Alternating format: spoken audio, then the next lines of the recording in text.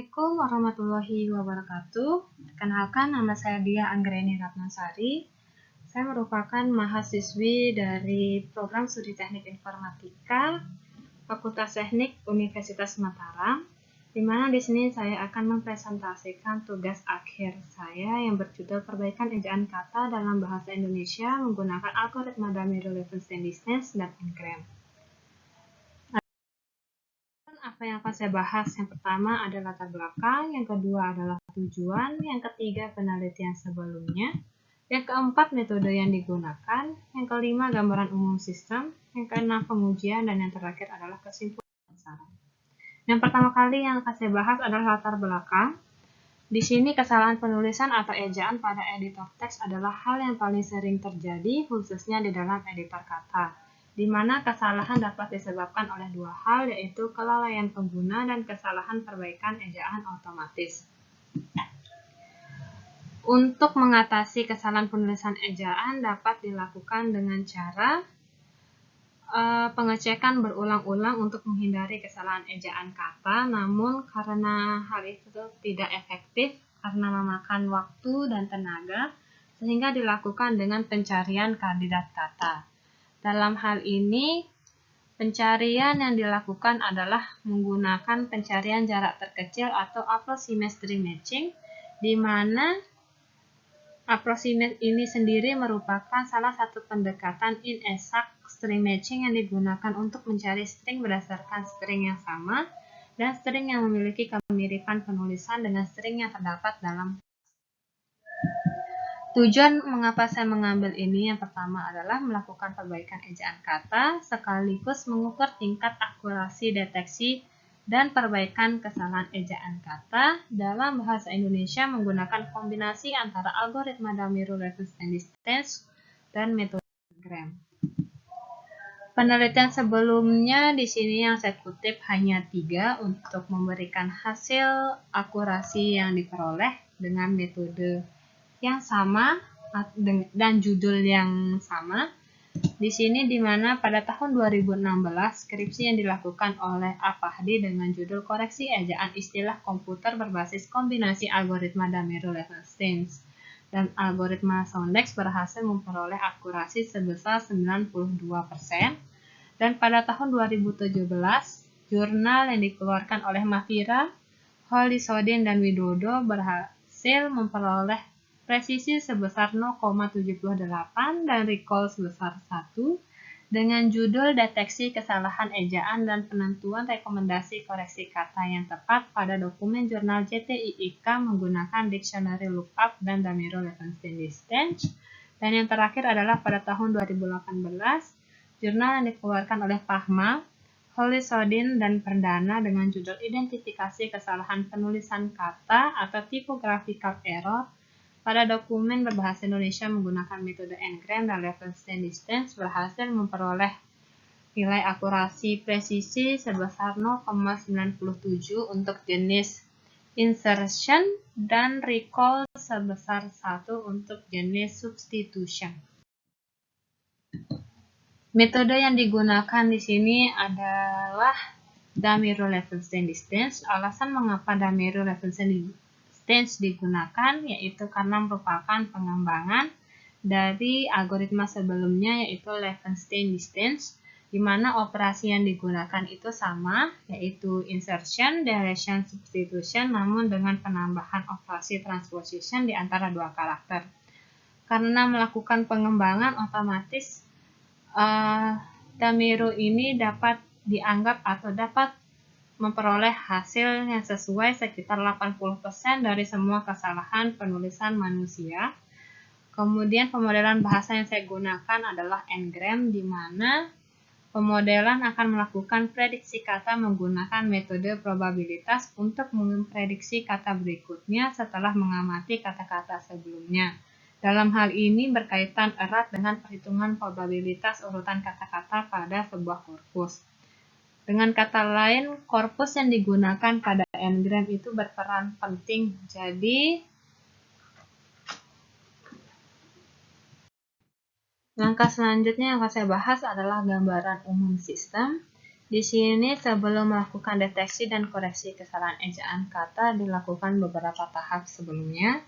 Yang pertama adalah preprocessing corpus and gram dengan data masukan berupa korpus, di mana tahapan yang dilakukan adalah scaffolding, filtering, tokenizing, pembuatan corpus and gram, dan perhitungan corpus and gram, di mana data atau hasil yang diperoleh berupa unigram, bigram, dan trigram.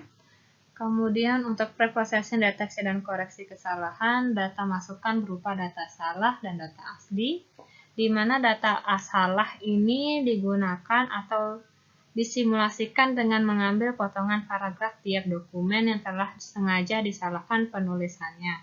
Kesalahan dibuat berdasarkan kemungkinan kesalahan penulisan terjadi, di mana tiap data uji yang terbentuk, kesalahan kata yang dibuat dipilih secara acak, yang kemudian menjadi kesalahan ejaan kata. Sementara data asli merupakan data sebelum kesalahan ejaan kata dibuat. Di sini tahap yang dilakukan hanya ada 3, yaitu scaffolding, filtering, dan tokenizing, di mana keluaran yang diperoleh adalah token data typo dan token data asli. Dari gambaran umum sistem, di sini akan dijelaskan sedikit lebih rinci. Yang pertama yang dibahas adalah preprocessing corpus and gram. Corpus and gram digunakan untuk menghitung nilai probabilitas suatu kata, di mana korpus yang terbentuk akan berisi daftar n-gram dan jumlah kemunculan n-gram pada dokumen yang digunakan dari data korpus dan data uji. Tahapan yang dilakukannya sama, di sini saya akan bahas sedikit. Yang pertama adalah scaffolding, di mana scaffolding digunakan untuk mengubah keseluruhan teks dokumen menjadi bentuk standar, yaitu huruf kecil. Kemudian langkah selanjutnya adalah filtering, di mana filtering yaitu menghilangkan karakter selain huruf seperti tanda baca maupun angka dalam teks. Dengan kata lain, setelah melakukan filtering ini, data hanya berupa huruf tanpa karakter yang tidak dibutuhkan. Langkah selanjutnya adalah tokenizing. Di sini yaitu suatu proses untuk memisahkan sekumpulan teks menjadi kata tunggal berdasarkan spasi yang dapat disebut sebagai token. Langkah selanjutnya yaitu pembuatan corpus n-gram, di mana korpus yang terbentuk adalah unigram, bigram, dan trigram yang dibuat secara terpisah. Dan yang terakhir adalah perhitungan korpus n-gram dengan menghitung jumlah kemunculan masing n-gram dalam teks. Langkah selanjutnya yaitu preprocessing, deteksi, dan koreksi kesalahan ejaan. Di sini preprocessing dilakukan untuk menyiapkan data uji dan data asli agar memperoleh atau memberikan keluaran berupa token. Tahapan yang dilakukan adalah scaffolding, filtering, dan tokenizing dengan pengertian yang sama dengan sebelumnya.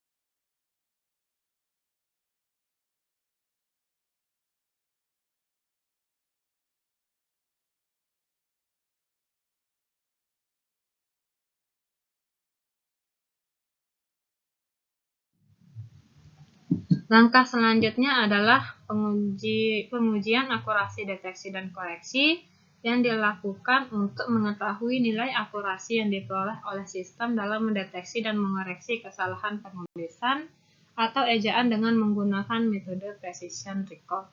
Untuk akurasi deteksi yang digunakan dapat dilihat pada rumus berikut. Sementara untuk akurasi koreksi, rumus yang digunakan itu berbeda karena kemungkinan sistem tidak menampilkan hasil koreksi, sehingga rumus yang digunakan adalah kesamaan yang diusulkan oleh Dahlemeyer yang dapat dilihat pada tabel di sebelah kanan. Yang selanjutnya yang saya bahas adalah pengujian. Di sini yang pertama saya akan bicarakan adalah skenario pengujian. Di sini ada 3 skenario pengujian yang saya lakukan, di mana selain skenario C, skenario dilakukan dengan nilai MID tunggal, di mana skenario C dilakukan pertama kali adalah dengan pencarian kandidat kata yang sesuai dengan nilai MID adalah 1, namun apabila saat melakukan pencarian kata yang diinginkan atau kata yang tepat atau kata dengan koreksi yang benar tidak ditemukan, maka nilai MID akan dicari pada nilai MID 2. Jika kata masih tidak ditemukan, maka kemungkinan bahwa kesalahan dilakukan lebih dari nilai MID yang ditentukan. Sebelum melihat hasil dari ketiga skenario tersebut, langkah yang pertama yang saya lihat adalah akurasi deteksi. Di sini dapat dilihat tabelnya, di mana pada 10 dokumen hanya 8 dokumen bernilai true positif atau baik nilai sistem dan manual memiliki hasil deteksi yang sama. Sementara hanya 2 dokumen bernilai false positif atau bernilai 2. Jadi dapat dibuat tabel sebagai berikut, di mana perhitungan yang dilakukan precision yang diperoleh adalah 80%, recall 100%, dan akurasi sebesar 80%. Selanjutnya saya memberikan hasil pengujian dari skenario A yang pertama. Hasil grafiknya dapat dilihat pada gambar di sebelah kiri, di mana ketiga gambar itu secara berurutan dilakukan per peringkat. Yang paling atas adalah top 1, yang tengah adalah top 5, dan yang terakhir adalah top 10. Di sini dapat disimpulkan bahwa nilai precision hasilnya relatif lebih tinggi dibandingkan nilai recall. Di sini nilai precision adalah yang ditunjukkan pada grafik warna biru, sementara yang oranye adalah atau menunjukkan nilai recall. Jika diperhatikan, ketiga grafik tersebut sama-sama mengalami naik turun yang dipengaruhi bahwa sistem tidak dapat menampilkan kandidat kata untuk mengoreksi kata yang salah. Penurunan pada nilai presisi dapat terjadi karena koreksi yang dihasilkan oleh sistem lebih dari satu kandidat kata, di mana kandidat tidak hanya berupa kata yang tepat, melainkan juga kata yang memiliki nilai MID yang sama. Sehingga dapat dilihat nilai presisi semakin bertambah seiring dari pemeringkatan yang dilakukan. Selanjutnya untuk nilai recall bernilai lebih rendah karena kata salah tidak dapat memiliki kandidat kata yang dihasilkan oleh sistem, atau kata tipe tidak mendapatkan kandidat kata, sehingga nilai recall jauh lebih rendah dibandingkan dengan nilai presisi.